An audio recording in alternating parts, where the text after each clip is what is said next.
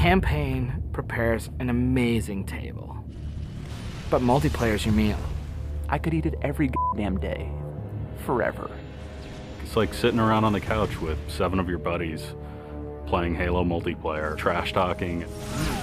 2 men enter, the better man leaves. The lesser man is respawning, and that's Halo.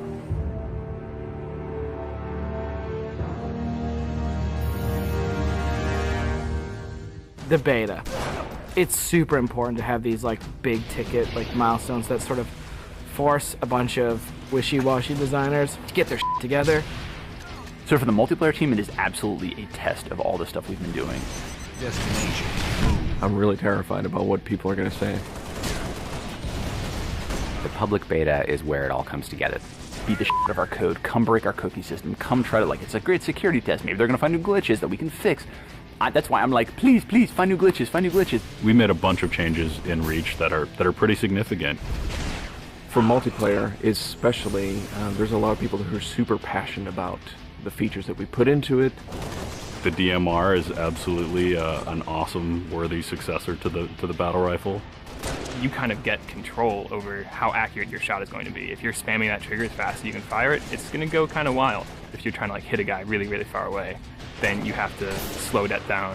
Everyone's totally destroying with the DMR. It's like everyone's got a Death Star in their hands. I usually go back to the Needler. That's one that always makes me happy. Everyone's always wanted the Needler to be sweet because it's hilarious and fun. Then it gets too sweet, or all of a sudden like something gets fixed, and it's like, oh, tracking's fixed now, and you're like, guys just burst. It's been fun to go back and kind of re-envision some of the old friends. Like the sniper rifle. Like I pick up the sniper rifle and I'm like, this is it. It's totally happening, and I'm about to rain death on the plebeians that I work with. Overkill. And I'm like, yep, it's back. The Covenant focus rifle is awesome because it's like that Sentinel beam from Halo 2, but now it's a sniper weapon. When the pistol started to come back, it was insane. It was so awesome. I'm super excited to see what people do with armor abilities. It totally changes the game. You've got this secret weapon in your back pocket that's your 4th leg of fun. What do you want to be? Like invisible? Do you want to fly? Do you want to turn to stone? With Reach, you've got guys in jetpacks flying around, invisibility guys just showing up. It's kind of a give and take between us and Sage and Josh trying to figure out like what's that perfect balance with all the new stuff. There's a lot of that goes on. They're like, shh, don't tell Sage, he'll nerf it. You're juggling plates, right? You're just sitting there spinning the plates, and occasionally one starts spinning, you're like, ah! And you're like, making Viz more powerful. And everyone's like, no, I'm picking Viz. And you're like, okay, make it less powerful. And then, oh, no, everyone like, I mean, that's what Sage and those guys do. It's a fucking huge challenge. We don't ever want to create one super weapon that works in all cases, because that tends to make the game fairly dull. It's really up to the player to decide how do they want to play on a particular map. It's a choice. Double kill. That's, I think, Halo at its best is like making these choices. You start the game, and immediately you get to choose a loadout. You're making a single selection that includes your armor ability and your weapon. We sort of pair those intentionally. It breeds this smarter combat. You'll definitely notice a big difference in how the game functions. Right now, at this exact moment in development, Armor Lock's insane. It's super powerful. I love it. It is just fucking fun. There are 2 Slayer maps. There's Powerhouse, which is an asymmetrical map. Lots of indoor-outdoor action. Sword Base is a very vertical map. Moving around Sword Base is a completely different scenario when you've got a jetpack versus when you're sprinting. This time around, we decided to integrate all of the multiplayer maps within the campaign. Overlook is another Pioneer-style base. We're using it for a game type called Generator Defense. That's also a multiple loadout game type. Your loadouts are actually far more varied than, say, in Slayer. Boneyard is our largest map we've ever done in multiplayer.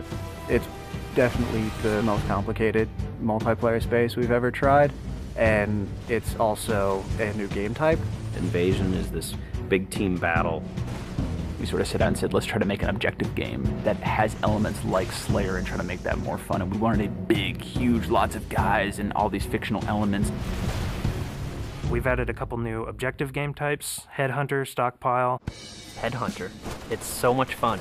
Like seeing a dude pick up skulls and then you cap him and seeing skulls fly out of his body, and then the mad dash to pick those things up. And there's a lot of tension as you're amassing skulls. It's the risk reward of gathering up a lot and banking all at once, or just doing it one at a time and not being a big target. Headhunter. Stockpile is a team game based on capture the flag. 2 teams each have their collection zone or stockpile. There are multiple flags on the map, and your goal is to grab a flag, take it to your goal. It's a game of capture and defense. We have what we call the party games. We have Race, we have Oddball, we have King of the Hill, but like, Slayer's the thing you keep coming back to. Like, for me, Slayer is the game. Slayer is multiplayer. The arena is a really awesome evolution for people who want to play really hardcore competitive multiplayer. Let's just acknowledge that Slayer's awesome and try to build that space where we can sort of say, like, if you're hyper competitive, care about stats, let's make that for you.